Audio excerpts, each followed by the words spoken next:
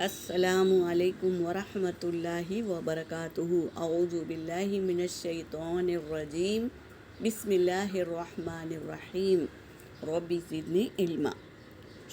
شکر کی توفیق نعمت سے بڑھ کر ہے۔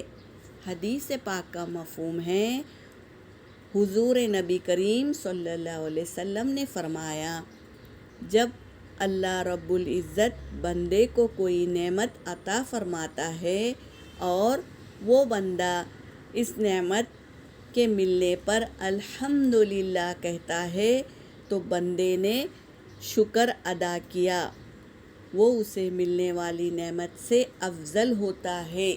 جو نعمت ہمیں مل گئی، ہم نے مثال کے طور پہ کوئی چیز ہمیں مل گئی اور ہم نے اسے کھا لیا اور شکر ادا کیا، بسم اللہ کہا اور کھا لیا، اور کھانے کے بعد الحمدللہ کہا۔ 3 بار الحمدللہ الحمدللہ الحمدللہ پڑھنے سے 3 نعمتیں ہمیں عطا ہوتی ہیں۔ ایک تو شکر کرنے کا بدلہ دیا جاتا ہے، اور دوسرا نمبر 2 کیا ہے؟ گناہوں کی مغفرت فرما دی جاتی ہے، اور نمبر 3 ہمارے درجات بلند کر دیے جاتے ہیں۔ تو جب بھی ہمیں کوئی نعمت حاصل ہو تو اپنی عادت بنا لیں کہ الحمدللہ کہنا نہ بھولیں۔ یہ نعمتوں کو بڑھا دیتا ہے اور اللہ کو خوش کرنے کا ذریعہ ہے، تو اللہ کو خوش کرتے رہیں۔